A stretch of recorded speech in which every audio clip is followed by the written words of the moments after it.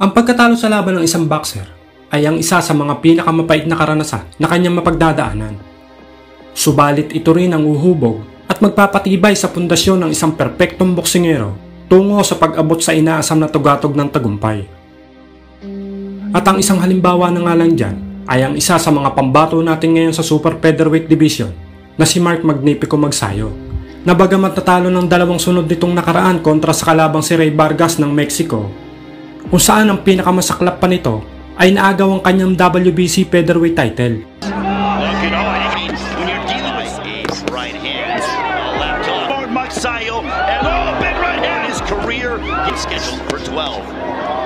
Vargas throwing 80 plus punches more. Jab by Magsayo. Ray Vargas landing the right. Oh, big right hand. It's to the chest, landing for Vargas. Magsayo, excessive. Let him go. In the head. Magsayo telling Vargas, keep it. Manny Pacquiao told Magsayo the key is moving. Body by Magsayo. Oh, down go. There's a right to the body by Magsayo. Magsayo knows. Oh, big left hook. Sundan mo pa ng pangalawang pagkatalo kontra naman sa American boxer na si Brandon Figueroa.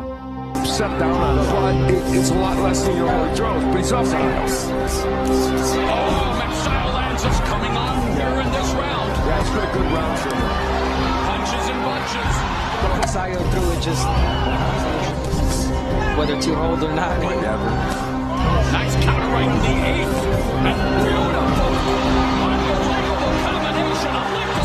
Good work. Possible. And there's again the left hooks. You know, still getting a shot. At dahil nga po sa dalawang magkasunod na talo ng ating bida, ay marami nga po noon talagang mga Pinoy fans ang nagduda kung makakabalik pa sa pagiging world champion nitong si Magsayo. Subalit, December 9, 2023, ay muli nga pong nabigyan ng pagkakataon ng ating bida na lumaban sa Amerika. Dito nga po ay muling ginulat ni Magsayo ang mundo ng boxing, kung saan wala nga pong kapalag-palag na dinurog ng Pinoy ang Mexican boxer na si Isaac Abilar sa loob lamang ng 3 rounds. He looked for a fight and he got one here tonight. How long will this last? I don't know. And that's a right hand from Magsayo immediately. As Canelitos in trouble, Magsayo coming out with Magsayo in his last fight. When he lost, he's in his athletic prime. You want to be active. We know that not an easy thing. It's a different fight. Edinburgh. Canelitos, don't push him. Nice fight on the big Danny because he's always in an action-packed fight.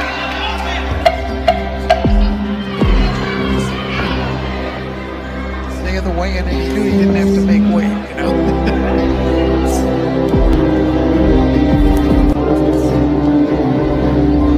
Third round. Wow. The attacks and the knockdown happens early in the third. That was a tremendous. And Corona looking at Mark Magsayo trying to get a knockout here in the third. Picasso the RCs is ready. He's fluent there throwing punches. He's attacking. Canelito needs to move. Not eat punches like he is right now. Oh, Magsayo. And Canelito answers with the left. This dude is tough. He does not want to trade with Mark Magsayo. Oh! A huge KO! Magsayo has knocked down Canelito! 6 na buwan lang ang lumipas. June 15, 2024 ay muling nagpamalas ng galing ang ating Pinoy na bida sa isa pang Mexican fighter na si Eduardo Ramirez. Sa labang ito ay wala nga rin pong kapalag-palag na winasak ni Magsayo ang ibinibida na dudurog muli sa ating kababayang Pinoy. Out in the 6th round, that was Lazo Shaki Foster. Yeah, beautiful weight class, and I mean, Magsayo Figueroa, Gary every respect. He's giving him too much, you think. With 2 body shots in the open punches and 1 body shot, so in reality, he's a great fighter. He's got a great record, and he's got between those two. There is, they both beat him. Well, you know he's gonna, Ramirez gonna take that step back. Nice counter right from Magsayo. with an awkward left hand at the end. And another left. Nice body shot. There's those long There's shots. a beautiful lead right hook and a right up. Outside like that. Ramirez. 5, 6. The fourth time in his career that Ramirez. And now Magsayo sitting down on his punches, coming forward. I Double don't know why Magsayo's not jumping on him. He's left hook, hurt. double right uppercuts by Magsayo. Body shot by Magsayo. Now he's open. Pressure. Hey, this guy didn't want to finish you. This guy's not throwing it up. He threw you go in there and throw punches. The right hand or a right up. Yes, single shot. There's the combo now, and Magsayo counter. There's the uppercuts again. Magsayo working the up. Uppercut there by Magsayo to 7, and immediately Magsayo goes to the body, this time putting together a combination upstairs and have to pull down through those. Nice 126, beautiful. We've got a few more rounds left. If you want to go to the decision, great. You've won every. Grand Garden Arena, where we see round number 8, and they are swinging for the fence. You're waiting for me to say, that's how I want you to be. It is true. His feet, but there's a lead left hook, but nothing up. Yeah, look. Right uppercut, The right hook. and now left hook by Miss Abner, leaning way too forward, but he's landing the shots. He's about there from Ramirez trying to. Nice, beautiful run. Unofficial score. Joe Kusa's scorecard in his second fight here. An impressive victory here tonight in hopes of gaining some attendance here last round. The sense of nice body shot from Magsayo. Ramirez. From Magsayo. 3 judges in agreement for your winner by unanimous decision, Mark Magnifico Magsayo. At matapos nga po ang impresibong panalo kontra kay Ramirez, ay unti-unti nga pong bumalik ang tiwala ng mga Pinoy fans kay Magsayo na muli itong makakabalik sa pagiging isang kampyon. Dahil halos ilang araw pa lang ang nakakalipas ngayon sa kasalukuyan, December 14, 2024, ay muli nga pong ginimbal ni Magsayo ang mundo ng boxing. Sama-sama nga po nating panoorin ang pinakamalakas na bersyon ng kanyang pagbabalik.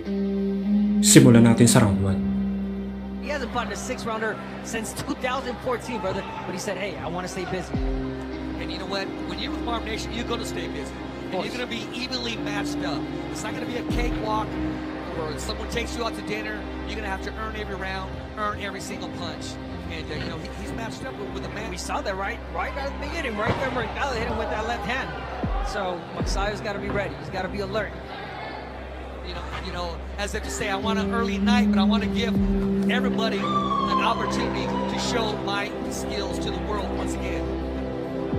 Beautiful setup right there for Magsayo, and that's what we talked about in the dressing room. I talked to him, I talked to his wife. He said, I can't overreach, I can't lunge in, and he's starting to do that. He's got to don't get caught extending. You know, you never know what this man has. You know, counter puncher could sit down on something. He has to let it go. Let your hands go. You're in a fight. You sit back and pace. You're looking at the stars. He's got him there with that left, and Brian Mercado, he's ready. I mean, let's remember, let's remind people that Brian Mercado was supposed to fight November 30th against Kermel Moton, but Moton came in 15 pounds over the weight limit. Moton, obviously a great prospect from Mayweather Promotions, and obviously he said, no, I can't fight this guy 15 pounds forever. What's with these Mayweather fighters? They seem to come overweight, like you know, that's part of their game plan. And even the advice they give people, coming over. Sometimes you get away with it, and you know, I guess they hope that the fighter will take the fight and have that advantage. But Brian said, nope, not taking the fight. Here he is, against Magsayo, like you mentioned, an experienced fighter, speed, power, he's got it. He's letting his hands go. Beautiful body shot right there. Magsayo's cutting the ring off right now. He's just waiting. He's participating. He knows what's in front of him. He can feel the skill level that's in front of him. There you go. Walks him down, beautiful shot to the body.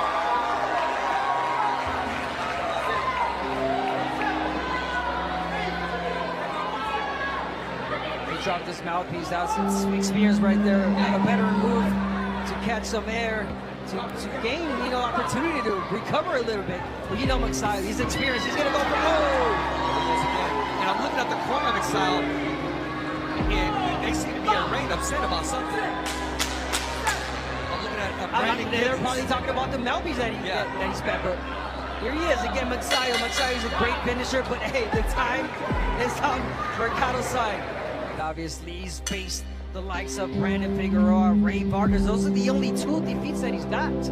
So, you know, obviously mixed. Oh, Magsayo having fun in there. This referee, I think he's getting ready to call it. Give him his count, give him his 10 count. Let him see what he has. The referee's gonna stop this. If not, I'm surprised Mercado got up. I thought he was just gonna stay there. I'm surprised the corner doesn't stop him. Great stoppage.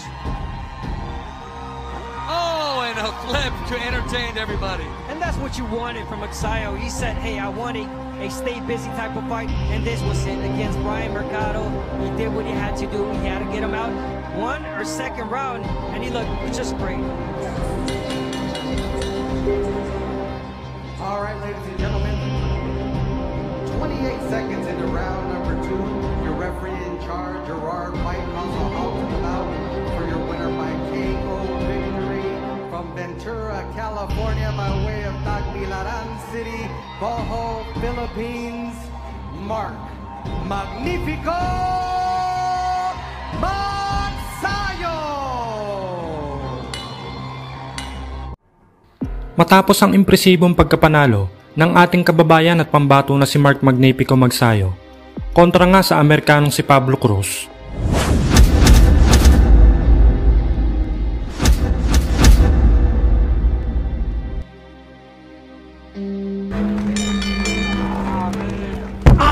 apat na buwan lamang ang nakalipas ay sunod naman itong sinagupa ang Mexican slugger at knockout artist na si Julio Ceja para sa isang world title eliminator bout. Ang magwawagi sa labang ito ay siyang magiging ranked number 1 contender ng nooy WBC featherweight champion na si Gary Russell Jr. Hindi nga po basta-bastang fighter itong si Julio Ceja, sapagkat may pambihirang knockout power din ang Meksikanong ito. Sa katunayan, sa pagsisimula ng karera nito bilang isang professional boxer ay nakapagtala nga po ito ng 18 sunod-sunod na panalo, na ang lahat ay puro knockout. At ang matindi pa rito, ang karamihan sa kanyang mga tinalo ay first round lang ang inaabot. At yan nga po ay nangyari sa loob lamang ng 4 na taon, mula 2009 hanggang 2012. At bukod pa nga po dyan, ay dati na rin itong naging world champion. Taong 2013 nang masungkit nito ang bakanteng WBC Silver Bantamweight title kontra sa kapwa Meksikano na si Juan Jose Montes via technical knockout sa ika-10 round. Taong 2015 na maagaw naman ito ang WBC Interim World Super Bantamweight title sa isa pang Meksikano na si Hugo Ruiz sa loob lamang ng 5 rounds.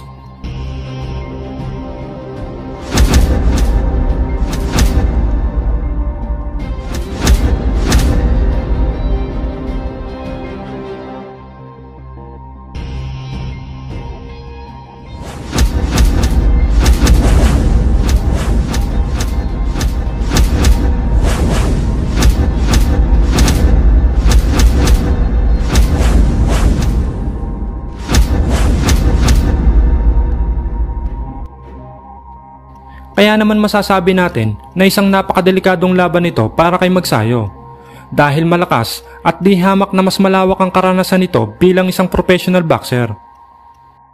Sa betting odds ay makikitang halos patas lang ang dalawang fighter, pero ganun pa man ay madami ang nagsasabi na lyamado itong si Ceja sa kanilang magiging laban.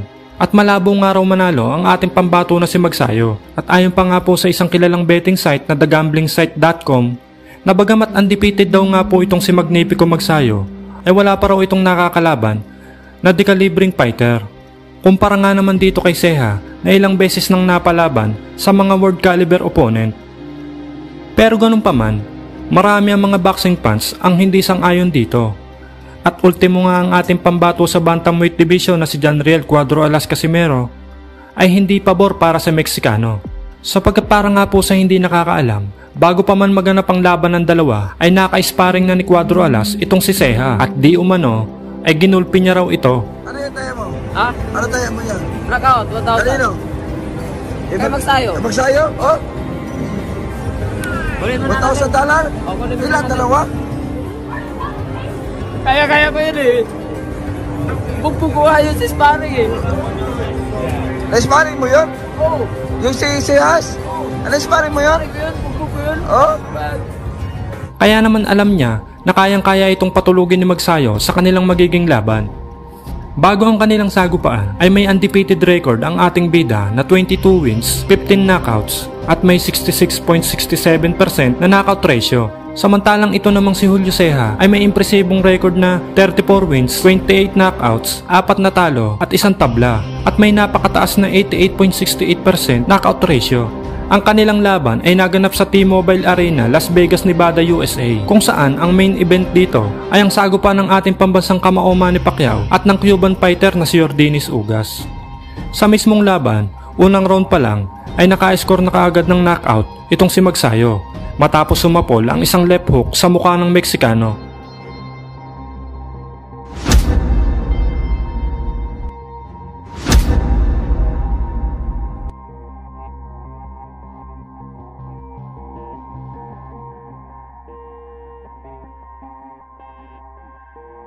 Subalit sadyang may tigas din talaga ang mukha nitong Meksikano, sapagkat imbis na umatras matapos bumagsak ay tila lalo pa itong lumakas at ginanahan sa laban. Sa mga sumunod na round ay inatake nito ang bodega ni Magsayo.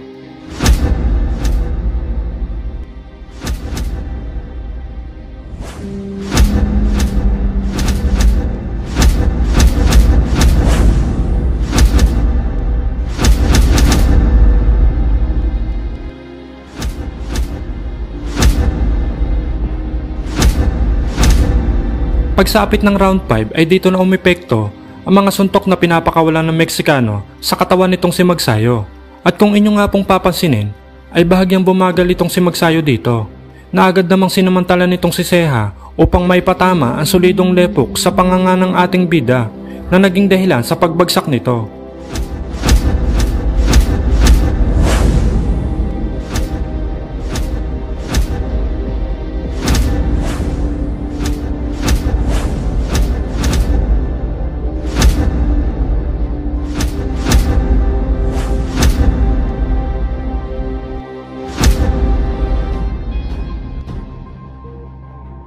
Kung ating nga pong papansinin, in fighting style ang ginamit ni Ceja sa labang ito o malapit ang pag-atake na gamit ang lakas. Sobrang epektibo nito para may setup ang body shot sa katawan nga ni Magsayo. Kaya naman pagdating ng round 7 ay dito na nakaisip ng malupit na adjustment ang legendary coach na si Freddie Roach upang basagin ang opensa nitong si Ceja. At dito nga ay sinabihan si Magsayo na sa mga susunod na round ay gamitan ito ng clinch o pagyakap sa tuwing papasukin siya ng Meksikano. At dahil nga po sa discarding ito, ay unti-unti nga po nakabawi sa laban ang ating bida.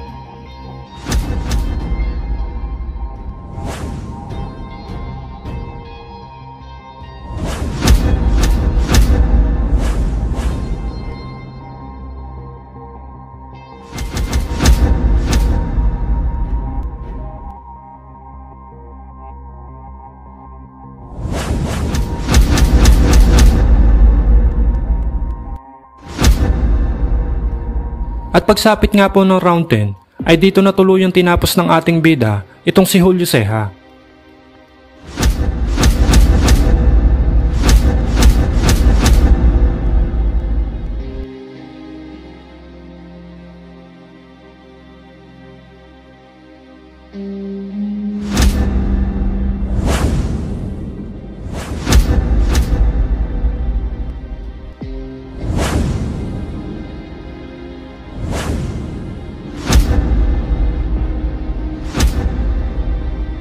Muntik nang tumalo kay Magsayo, binugbog daw di umano ni Casimero sa sparring. Ano po ang opinion nyo para dito? At sa performance ni Magsayo? Paki-comment nyo na lang po sa baba at pag-uusapan po natin yan mga idol.